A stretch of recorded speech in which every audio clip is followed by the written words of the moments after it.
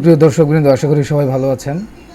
আমরা আজকে fisheries biology সম্পর্কিত মাস্টার্সের কিছু প্র্যাকটিক্যাল রয়েছে। গত ক্লাসে আমি ফ্রেশ ওয়াটার ফিশের ট্যাক্সোনমি সম্পর্কে বিস্তারিত আলোচনা করেছি। আজকে আমরা আরও দুইটি বিষয়ের ট্যাক্সোনমি দেখব। ঠিক আছে, এগুলো প্র্যাকটিক্যালে আমরা দিয়ে থাকি মাস্টার্সের যারা শিক্ষার্থী রয়েছে এদের, এবং আমি জাস্ট থিওরিটা এখানে বলে দিচ্ছি যে, এবং তারা এটা প্র্যাকটিস করে বাসায়। ঠিক আছে, এখানে আজকে আমরা যে দুইটি আরও ফিশের ট্যাক্সোনমি দেখব সেটি হচ্ছে কন্ড্রিকথিস এর অন্তর্ভুক্ত একটি ফিশ। আমরা হাঙ্গরের যে ক্লাসিফিকেশনের সিস্টেমটি রয়েছে এটি দেখব আর কি, ট্যাক্সোনমি তারা কীভাবে করবে। ঠিক আছে, আর হচ্ছে আরেকটি দেখব সেটি হচ্ছে প্রন বা চিংড়ি। ঠিক আছে, চিংড়ি মানে এগুলো হচ্ছে ফিশারিজের অন্তর্ভুক্ত আর কি, সবগুলো প্রাণী, চিংড়ি, এরপরে হচ্ছে হাঙ্গর। গত ক্লাসে আমরা দেখেছি হচ্ছে ফ্রেশ ওয়াটার ফিশের। ঠিক আছে, এর মধ্যে ফ্রেশ ওয়াটার ফিশের ডাইভার্সিফিকেশন যেহেতু অনেক বেশি ফিশারিজের ক্ষেত্রে, এই কারণে আমরা হচ্ছে এখানে আমরা তিনটি ক্যাটাগরিতে বা তিনটি প্রধান ধাপে আমরা হচ্ছে এই ট্যাক্সোনমি স্টাডি করেছি গত ফ্রেশ ওয়াটার ফিশে। আজকে আমরা যে দুইটি স্পিসিস দেখব, প্রথমত হচ্ছে আমরা দেখব হচ্ছে কন্ড্রিকথিস, এরপরে দেখব হচ্ছে প্রন বা চিংড়ির ক্ষেত্রে ক্লাসিফিকেশন বা ট্যাক্সোনমি স্টাডি তারা কীভাবে করবে এবং এটা ট্যাক্সোনমি তারা কীভাবে সাজাবে। ঠিক আছে, আজকে আমরা এই দুইটা দেখব আর কি। আমি প্রথমেই বলেছি যে ফ্রেশ ওয়াটার ফিশের যেহেতু ডাইভার্সিফিকেশন অনেক বেশি, তাই আমরা ফ্রেশ ওয়াটার ফিশের ক্ষেত্রে আমরা তিনটি ক্যাটাগরিতে আমরা হচ্ছে এই ট্যাক্সোনমি স্টাডি করেছি। ঠিক আছে, প্রথমত হচ্ছে আমরা সেখানে দেখেছি যে external descriptive characteristics fresh water ফিশের ক্ষেত্রে, এবং 2 নম্বর মরফোমেট্রিক ক্যারেক্টারিস্টিক্স এবং হচ্ছে মেরিস্টিক ক্যারেক্টারিস্টিক্স। এই তিনটা বিষয়ের উপর আমরা বিস্তারিতভাবে ফ্রেশ ওয়াটার ফিশের যে ট্যাক্সোনমি, যে আমরা ট্যাক্সোনমিটা আমরা কীভাবে সাজাবো এটি দেখেছি।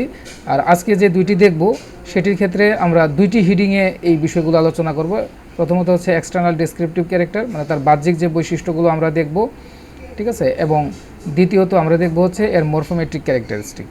ঠিক আছে, এক্ষেত্রে আমরা বাকি দুইটার ক্ষেত্রে আমরা মেরিস্টিক ক্যারেক্টারিস্টিকে যাব না। ঠিক আছে, যেহেতু চিংড়ি এবং হচ্ছে ওই কন্ড্রিকথিসের ক্ষেত্রে এদের ডাইভার্সিফিকেশন অনেক কম, সেক্ষেত্রে আমরা এখানে দুইটা স্টাডি এখানে এনাফ হবে আর কি। ঠিক আছে, ওইগুলোরও মেরিস্টিক স্টাডি রয়েছে, কিন্তু আমরা এখানে প্র্যাকটিক্যালের ক্ষেত্রে আমরা এদের শুধু এক্সটার্নাল ডেসক্রিপটিভ ক্যারেক্টার দেখব এবং মরফোমেট্রিক্স ক্যারেক্টার দেখব আর কি। ঠিক আছে, আচ্ছা চলুন আমরা হচ্ছে আমাদের যে আজকের আলোচনার বিষয় সেই দুটি বিষয়ে আমরা যাই। আমরা প্রথমে চিংড়ির ট্যাক্সোনমিটি দেখব, এরপরে হচ্ছে আমরা কন্ড্রিকথিসের হচ্ছে যে ট্যাক্সোনমি এটি দেখব আর কি। ঠিক আছে, আমি জাস্ট এখানে মাস্টার্সের শিক্ষার্থীদের আপনাদের যে প্র্যাকটিক্যালের যে বিষয়গুলো রয়েছে, ঠিক আছে, এগুলো আপনারা নিজেরা বাসায় প্র্যাকটিস করতে পারেন। আমার মনে হচ্ছে যে যেহেতু ক্লাসে প্র্যাকটিস করলে সবচেয়ে ভালো হয়, যেহেতু সেখানে শিক্ষক থাকে আপনাদের একটি দিক নির্দেশনা দিতে পারে। আর বাসায় প্র্যাকটিসের ক্ষেত্রে এটা আপনাদের নিজে নিজে করতে হবে, আপনারা নিজেরা এগুলো বাসায় মাস্ক কিনে ঠিক আমি যেভাবে বলে দিচ্ছি এইভাবে আপনারা এই ট্যাক্সোনমিগুলো স্টাডি করবেন এবং এগুলো রেকর্ড সংগ্রহ করে এগুলো শিক্ষকের কাছে জমা দিবেন। ঠিক আছে, এই বিষয়টিকে। আচ্ছা, আমরা আজকে প্রথমেই আমরা হচ্ছে প্রনের ট্যাক্সোনমি দেখব, এরপরে হচ্ছে কন্ড্রিকথিসের ট্যাক্সোনমি দেখব আর কি। লেকচারটি একটু বড় হবে, আশা করি আপনারা আমাদের সাথে থাকবেন। আচ্ছা, আমরা প্রথমেই ট্যাক্সোনমি স্টাডি অন প্রন, আমরা প্রনের ট্যাক্সোনমি স্টাডি করব, পরবর্তীতে আমরা হচ্ছে কন্ড্রিকথিসের ওই হাঙ্গরের ট্যাক্সোনমি স্টাডি করব আর কি। আপনাদের কিন্তু পরীক্ষার মধ্যে 4টি ট্যাক্সোনমি আসে। ফ্রেশ ওয়াটার ফিশ থেকে একটা থাকবে, কন্ড্রিকথিস থেকে একটা থাকবে, প্রন থেকে একটা থাকবে, আর একটা মলাস্কা থেকে থাকবে। ঠিক আছে, আমরা বিগত লেকচারে ফ্রেশ ওয়াটার সম্পর্কে বিস্তারিত বলেছি। আজকের লেকচারে আমরা প্রন এবং কন্ড্রিকথিস বলবো, এবং পরবর্তী আরেকটি লেকচার আমি তৈরি করব সেটি শুধু মলাস্কের উপর। ঠিক আছে, আমরা হচ্ছে এর আগে যে ট্যাক্সোনমি স্টাডিটি আপনারা দেখেছেন ফ্রেশ ওয়াটারের ক্ষেত্রে, আমি প্রথমেই বলেছি সেখানে 3টি হিডিং ছিল। আমরা হচ্ছে বাকি যে ট্যাক্সোনমিগুলো স্টাডি করবো এগুলো 2টি হিডিংয়ের ক্ষেত্রে, অর্থাৎ এদের এক্সটার্নাল ডেসক্রিপটিভ ক্যারেক্টারিস্টিক্স এবং হচ্ছে মরফোমেট্রিক্স ক্যারেক্টারিস্টিক্স, এই 2টি বিষয়ের উপরে আমরা ট্যাক্সোনমি স্টাডি করে থাকবো। ঠিক আছে। আচ্ছা, এখন আমরা হচ্ছে আপনাদের একটি শীট সংগ্রহ করা হয় সবাইকে, আপনারা ওটা দেখেছেন। এই কারণে আমরা এক্সটার্নাল ডেসক্রিপটিভ ক্যারেক্টারিস্টিক্সের বিস্তারিত ওই বিষয়গুলোতে যাব না। এখানে যেহেতু চিংড়ির ক্ষেত্রে ক্যারাপেসের ভেরিয়েশনটা সবচেয়ে বেশি থাকে, এক্ষেত্রে আমরা শুধু চিংড়ি ক্যারাপেস স্টাডিটা আমরা দেখবো আর কি। ঠিক আছে, ক্যারাপেস স্টাডির মধ্যে আপনাদেরকে ওই ক্যারাপেসের সাইজটা এটা লিখতে হবে।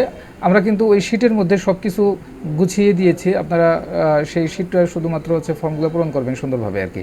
ঠিক আছে, তার সাইজ কেমন হবে ওখানে বিস্তারিত বর্ণনা রয়েছে। আপনারা আপনাদের যে চিংড়িটা সরবরাহ করা হবে অথবা আপনারা বাসায় যে ট্যাক্সোনমিটা স্টাডি করবেন যে চিংড়ির, এই সাইজগুলোকে আপনারা হচ্ছে ভালো করে পর্যবেক্ষণ করবেন এবং খাতায় লিপিবদ্ধ করবেন আর কি।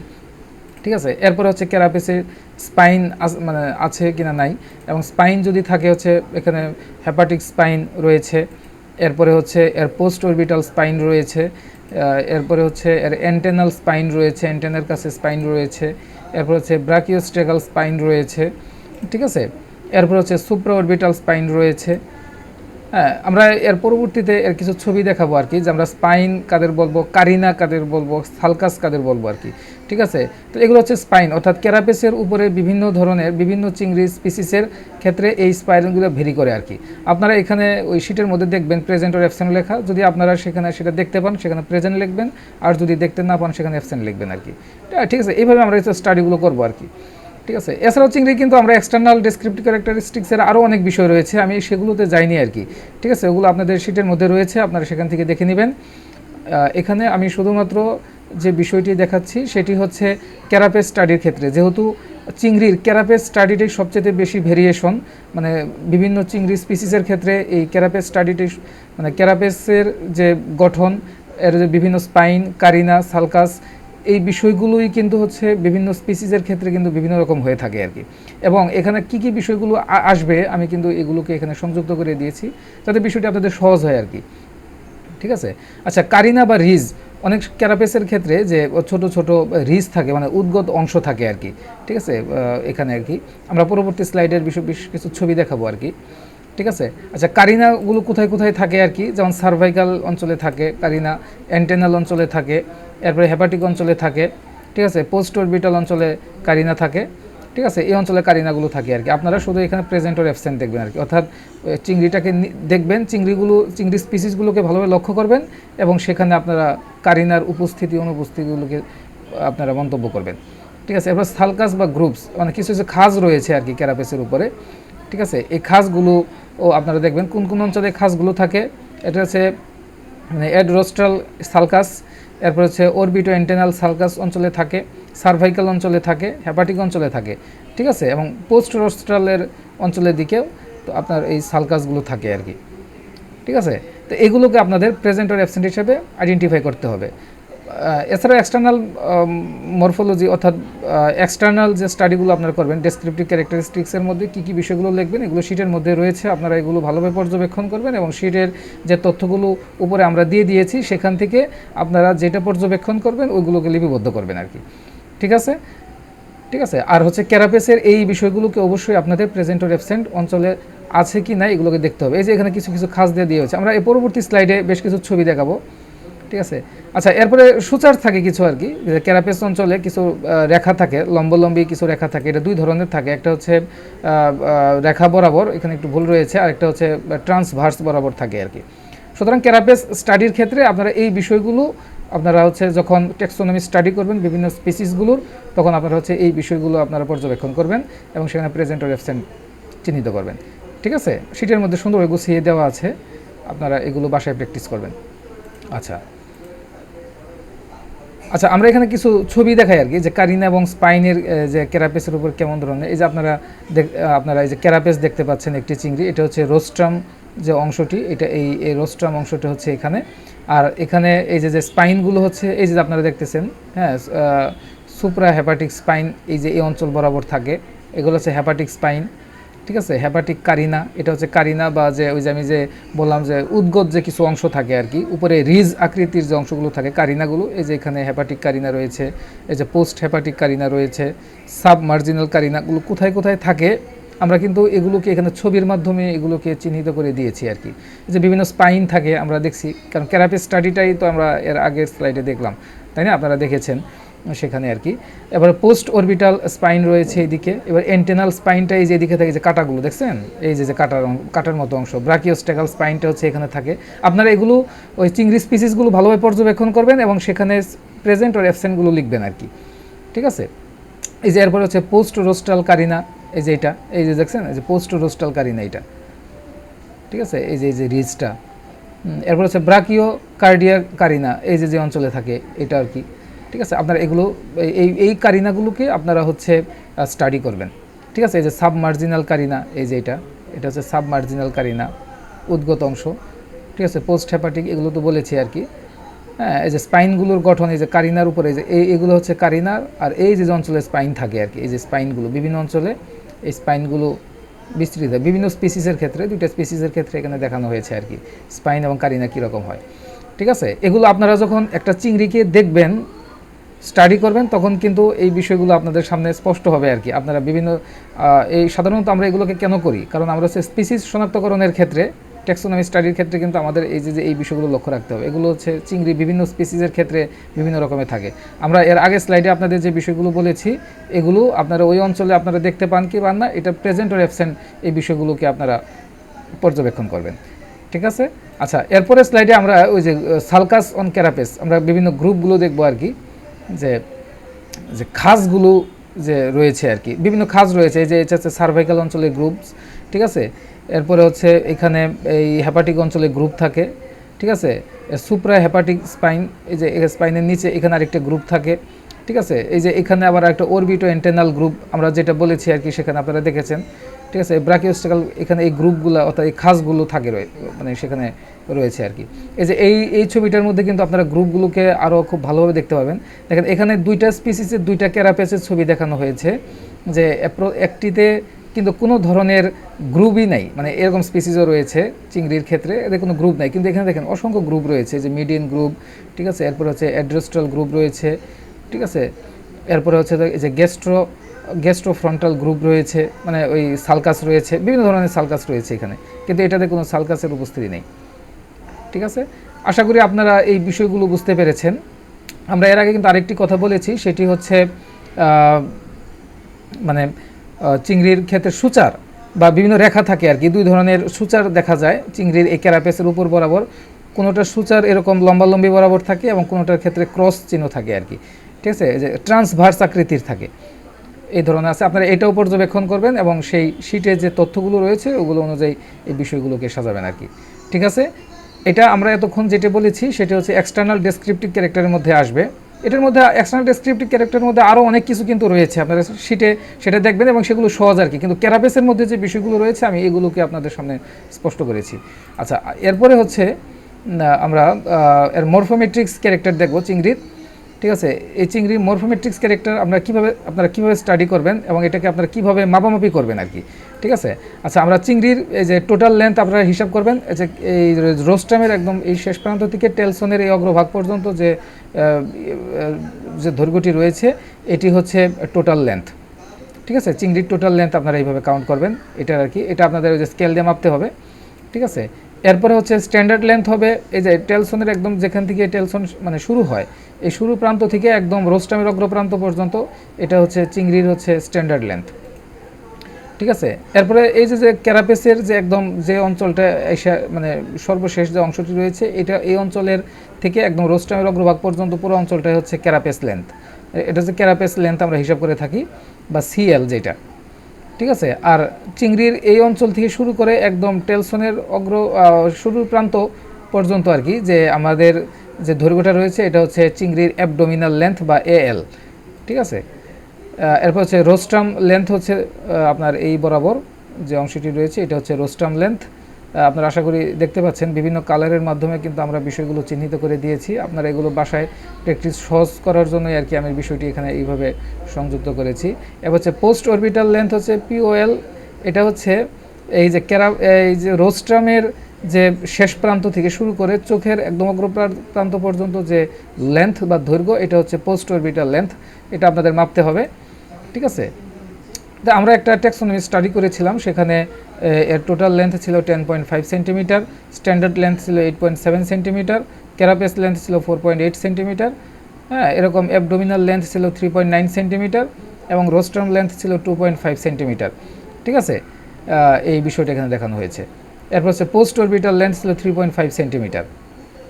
ঠিক আছে, আপনারা বিভিন্ন স্পিসিস নিয়ে যখন স্টাডি করবেন বিভিন্ন ধরনের আসবে এই বিষয়টা। এই পর্যায়ে আমরা টেক্সোনমি অফ কন্ড্রিকথিস অর্থাৎ একটি কার্টিলাজিনাস ফিশের ক্ষেত্রে আমরা হচ্ছে তার টেক্সোনমিটি দেখবো আর কি। এটার ক্ষেত্রেও আপনারা হচ্ছে এক্সটার্নাল ডেসক্রিপটিভ ক্যারেক্টার স্টাডি করবেন এবং সাথে হচ্ছে আপনারা ওই হচ্ছে মরফোমেট্রিক্স ক্যারেক্টার আর কি। এক্সটার্নাল ডেসক্রিপটিভ ক্যারেক্টার্স আমাদের শিটের মধ্যে খুব সুন্দরভাবে দেওয়া আছে, এগুলো আপনারা পর্যবেক্ষণ করবেন আর হচ্ছে নোট ডাউন করবেন, এটা সহজ আর কি। কিন্তু স্টুডেন্টরা সমস্যায় পড়ে হচ্ছে এর মরফোমেট্রিক্স ক্যারেক্টার নির্ণয়ের ক্ষেত্রে, অর্থাৎ মাপামাপি কাজের ক্ষেত্রে তাদের বিভিন্ন ধরনের লেন্থ মানে নির্ণয় করতে হয়, দৈর্ঘ্য মানে তার মাথার দৈর্ঘ্য, এরপর হচ্ছে তার হচ্ছে কডাল দৈর্ঘ্য, বিভিন্ন ফিনের দৈর্ঘ্য, এই বিষয়গুলো হচ্ছে মানে ছেলেমেয়েরা সমস্যায় পড়ে। এই কারণে আমরা হচ্ছে শুধুমাত্র মরফোমেট্রিক্স ক্যারেক্টারগুলো নিয়ে বিস্তারিত আলোচনা করব। আর জেনারেল ডেসক্রিপটিভ ক্যারেক্টারিস্টিক্সের ক্ষেত্রে এটা তো আমাদের শিট রয়েছে, খুব সুন্দরভাবে দিয়ে দিয়েছি, আপনারা এখান থেকে মাছগুলো পর্যবেক্ষণ করবেন এবং নোট ডাউন করবেন। ঠিক আছে, যেমন আমরা জেনারেল ডেসক্রিপশনের মধ্যে বডি শেপ অ্যান্ড প্রোফাইল, ঠিক আছে, বডি কালার রয়েছে, এগুলো আমরা খুব সুন্দরভাবে শিটের মধ্যে দিয়ে দিয়েছি, আপনারা সেখানে সেটা দেখে নেবেন। এরপর হচ্ছে হেড সাইজ অ্যান্ড শেপ, ঠিক আছে, এরপর স্নাউট সাইজ অ্যান্ড শেপ, মানে এই বিষয়গুলো থাকবে আর কি জেনারেল ডিসক্রিপশনের ক্ষেত্রে। এরপর হচ্ছে I size, location and condition, ঠিক আছে, মাউথ পজিশন অ্যান্ড শেপ, হ্যাঁ, এরপরে নাসাল অর্থাৎ নাকের মানে যে তার ছিদ্র, নাসা ছিদ্র এবং তার অবস্থা কন্ডিশন কি সেটা, লেবিয়াল ফোল্ড নিয়ে আলোচনা করা রয়েছে। ঠিক আছে, জো অ্যান্ড টিথ, তার মারি এবং দাঁত কীরকম মানে তার অবস্থা কী, এগুলো হচ্ছে আপনারা তার এক্সটার্নাল ডেসক্রিপটিভ ক্যারেক্টার্স। এগুলো একটা মাছকে আপনারা যখন বাইরে থেকে দেখবেন তখন এই বিষয়গুলো আপনারা হচ্ছে পর্যবেক্ষণ করবেন এবং আমাদের যে শিট রয়েছে সেখানে তার সবগুলো বৈশিষ্ট্যই সাধারণত স্পিসিসে যেগুলো থাকে এগুলো সবগুলো বৈশিষ্ট্য আমরা নোট ডাউন করে দিয়েছি। আপনারা শুধুমাত্র যে স্পিসিসটা দেখবেন ওইটার আপনারা এক্স্যাক্ট যে বিষয়টা দেখতে পাবেন সেটাকে শুধু নোট ডাউন করবেন সেখান থেকে। ঠিক আছে, এরপরে গিল স্লিট, কয়টা গিল স্লিট রয়েছে এখানে, এগুলো আপনারা এক্সটার্নাল বডি যখন আমরা স্টাডি করেন এখানে আপনারা এটা বিষয়টা দেখবেন আর কি। স্পাইরাকল রয়েছে, স্কেল রয়েছে, আমি এখানে যা শুধু হিডিংগুলো দিয়েছি। ঠিক আছে, শিটের মধ্যে কিন্তু আমরা বিস্তারিত বর্ণনা দিয়ে দিয়েছি, সেখানে আপনারা এগুলো দেখে নেবেন আর কি। ডর্সাল ফিন কয়টা রয়েছে, পজিশন কোথায়, condition of pectoral fin, condition of pelvic fin এবং কন্ডিশন অফ কোডাল ফিন, এই সবগুলো হচ্ছে ওই বনি ফিশের ক্ষেত্রে আপনারা হচ্ছে এক্সটার্নাল মরফোলজি স্টাডি করবেন আর কি, অর্থাৎ এক্সটার্নাল ডেসক্রিপটিভ ক্যারেক্টার্স হিসাবে এই বিষয়ে স্টাডি করবেন। মরফোমেট্রিক্স ক্যারেক্টার স্টাডির ক্ষেত্রে আমরা প্রথমে হচ্ছে এই ফিশটার যে এটাকে মাপামাপি করব আর কি, যে আমরা হচ্ছে যে এটা টোটাল লেন্থ তাহলে কতটুকু হবে, এই যে এখানে আমরা এটা দেখিয়েছি যে এই আমরা স্পিসিসগুলো এগুলো আপনারা বাসায় বা বাজারে কিনতে পাবেন না, এগুলো আমাদের ল্যাবে রয়েছে মাছগুলো, আমরা এগুলো সংরক্ষণ করে রেখেছি, আপনারা সেখান থেকে মাছগুলো উঠে ক্লাসে বসে এগুলোকে আপনারা প্র্যাকটিস করবেন। ঠিক আছে, যেমন হচ্ছে যে আমরা সাধারণত একটা হাঙ্গরের যে টোটাল লেন্থ হিসাব করব হচ্ছে তার এই যে একদম পুরো স্নাউটের অগ্রপ্রান্ত থেকে একদম তার যে লেজের যে বর্ধিত অংশ রয়েছে তার পুরো পর্যন্ত এটা হচ্ছে তার টোটাল লেন্থ। ঠিক আছে, আমরা এখানে এটার পরিমাণটা দিয়ে দিয়েছি। আচ্ছা, এরপরে হচ্ছে যে আমাদের এখানে হচ্ছে ট্রাঙ্ক লেন্থ যদি আমরা নির্ণয় করি, এটা হচ্ছে ট্রাঙ্ক লেন্থ আপনারা হিসাব করবেন, অর্থাৎ এর যে এক্সটার্নাল মানে যে গিল রয়েছে এটার একদম প্রথম মানে শুরুর প্রান্ত থেকে একদম হচ্ছে মানে যে এখানে যে তার পেলভিক ফিন রয়েছে, পেলভিক ফিনের যে একদম মাঝ বরাবর যে অংশটা এটা হচ্ছে তার ট্রাঙ্ক লেন্থ। ঠিক আছে, আমরা যে একটি স্টাডি করেছিলাম সেখানে আমরা 8 সেন্টিমিটার পেয়েছিলাম এর বেশ। ঠিক আছে, আর হেড লেন্থ হচ্ছে তার এই যে প্রথম স্পাইরাকলের শুরু অংশ থেকে একদম পুরো স্নাউটের অগ্রভাগ পর্যন্ত যে দৈর্ঘ্য এটা হচ্ছে হেড লেন্থ। আমরা এটা একটা টেক্সোনমি স্টাডি করেছিলাম, আমাদের যে স্পিসিস রয়েছে এখানে এটা আমরা পেয়েছিলাম 8.3 সেন্টিমিটার। ঠিক আছে, এরপর হচ্ছে স্নাউট লেন্থ হচ্ছে একদম চোখের যে মানে একদম শুরুর অংশ থেকে শুরু করে একদম শেষ প্রান্ত অংশ পর্যন্ত এটাকে আমরা স্নাউট লেন্থ বলবো। হচ্ছে আমাদের যে স্টাডির যে ফলাফল ছিল সেটা 3.4 সেন্টিমিটার ছিল এবং আপনারা এটা যখন স্টাডি করবেন এটা আপনারা ক্লাসে বসে নোট ডাউন করবেন নিজেরা। ঠিক আছে, এবার কোডাল লেন্থ হচ্ছে সিএল যেটা আর কি, কোডাল লেন্থ এটা হচ্ছে 8.4 সেন্টিমিটার ছিল আমাদের স্টাডির ক্ষেত্রে যেটা পেয়েছিলাম, এটা হচ্ছে একদম কোডালের শুরু প্রান্ত থেকে একদম লেজের অগ্রপ্রান্ত পর্যন্ত অংশকে সিএল বা কোডাল লেন্থ বলে। ঠিক আছে, আর বডি ডেপথ হচ্ছে মানে এটা মাঝ বরাবর যেখানে জায়গাটা সবচেয়ে বেশি প্রশস্ত ওখান থেকে আমরা বডি ওয়েথ নির্ণয় করব। আমাদের যে স্টাডির যে ফলাফল ছিল সেটি 6.8 সেন্টিমিটার ছিল। ঠিক আছে, এরপরে হচ্ছে মানে এর হচ্ছে টেইল লেন্থ বা লেজের দৈর্ঘ্য কতটুকু হবে আর কি, এটা খুবই গুরুত্বপূর্ণ একটি বিষয়। দেখুন আপনারা এটা হচ্ছে একদম পুরো পেলভিক ফিন থেকে শুরু করে কোডাল ফিনের একদম প্রান্ত পর্যন্ত যে পুরোপুরি অংশটা, এটা হচ্ছে তার টেইল বা লেজের যে অংশ আর কি। এটা হাঙ্গরের যে টেইল লেন্থ, এটা হচ্ছে 18.7 সেন্টিমিটার ছিল আমাদের যে ট্যাক্সোনমি স্টাডির ক্ষেত্রে আমরা বিগত সময়ে যে স্টাডি করেছি সেটার ক্ষেত্রে। আপনারা এখানে যেটা হবে সেটা লিখবেন আর কি, ঠিক আছে।